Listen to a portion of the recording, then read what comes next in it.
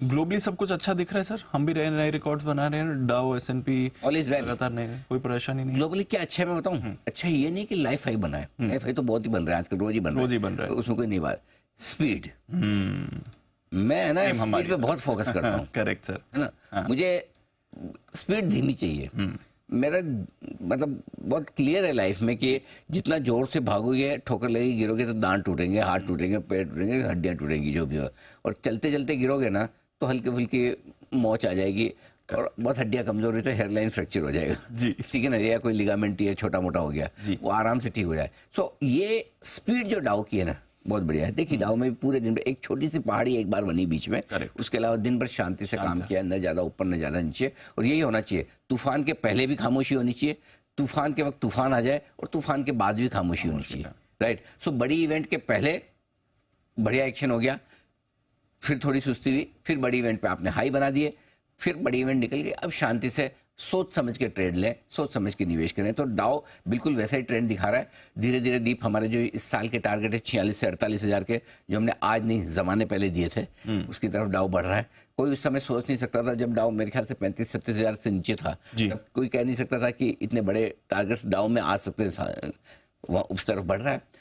Nasdaq में भी थोड़ी रिकवरी, अपने लाइफ हाई से थोड़ा दूर है, 500 पॉइंट नीचे दूर है अभी भी नेस्डेक, लेकिन फिर भी 18,000 का लेवल देखना नेस्डेक में थोड़ा सूदिंग है। सेंचुरी मार के 18,000 के ऊपर आया है। S&P तो अपने आप में मजबूत है ही, 5700 के ऊपर लगातार बंद हो रहा है, कल भी हुआ है। सो आई थिंक अमेरिका में ठीक है। एक डेटा जो अमेरिका में आए थे पर्सनल कंजम्पशन एक्सपेंडिचर की शायद, है ना, तो जो थोड़े से कंज्यूमर कॉन्फिडेंस के जो थोड़ा सा कॉन्फिडेंस कम करने वाले थे, लेकिन इस वक्त क्या है कि बाजार का कॉन्फिडेंस लेवल इतना हाई है कि भाई चलो ठीक है, कंज्यूमर का कॉन्फिडेंस कम है, लेकिन ब्याज दरें जो घट रही ना, इससे लौट कर आ जाएगा कॉन्फिडेंस, इसलिए अमेरिकी बाजार ने उस पर ज्यादा रिएक्शन दिया नहीं। लेकिन रिएक्शन की जहां बात है वो हमें फोकस करना है। 2-3 चीजें जो ग्लोबल मार्केट से हमें समझने वाली है। नंबर 1, कल जो कुछ चाइना में हुआ है वो टॉक ऑफ द टाउन और इंटरेस्टिंग हो रहा है, और वो मेटल शेयरों में और कमोडिटी शेयरों में थोड़ी सी तेजी लाने की कोशिश कर रहा है। कल आपने देखा मेटल्स किस तरह से उछले, मेटल्स और ग्लोबल कमोडिटीज में एक्शन आता दिख रहा है।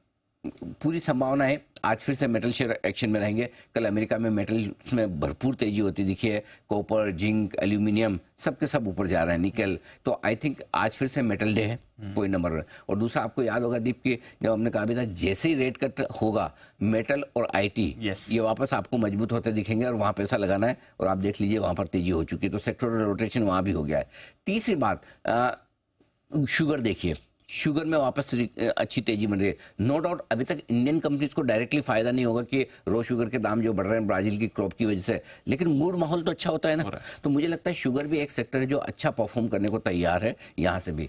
तीसरी चीज जो है दीप, कच्चा तेल $74-75 के आसपास आया है। ओपेक ने डिमांड आउटलुक बड़े लंबे समय बाद थोड़ा अच्छा बोला है, और देखिए काफी समय क्रूड नीचे रहना चाहिए, वो अच्छी बात है, लेकिन उतना नीचे भी न रहे कि आपको ग्रोथ की ही चिंता होने लगे। तो ये $75 के आसपास के लेवल क्रूड के बढ़िया है। ये 70 से 80 की रेंज में उछल कूद करता रहे, शांति से बना रहे, वो सबसे बढ़िया चीज है। करेक्ट, मुझे याद है 70 के नीचे गया था तो आपने कहा भी था कि अब और नीचे गिरना नहीं चाहिए, और तब हमने कहा था, तब सबको OMCs लेनी थी, हमने कहा अब नहीं लेनी। और जब हमने लेने का टाइम आया, फ्राइडे से हम बुलिश हुए PSUs पे, तो आप देखिए 3 दिन से PSU इंडेक्स ऊपर बंद हो रहा है, राइट। सो मेरा पॉइंट यही है कि ग्लोबली जो संकेत आपको चाहिए, चाहे वो कमोडिटीज से हो, क्रूड से हो, शुगर से हो, अमेरिका के मार्केट से हो, और सबसे ज्यादा गोल्ड से हो, इन सब के संकेत आपके लिए काफी अच्छे। गोल्ड ने रिकॉर्ड हाई फिर से बनाया अमेरिका, डॉलर में भी और रुपए में भी। सो आई थिंक ये सब कुछ ऑल इज वेल है। ऑल इज वेल है। चलिए।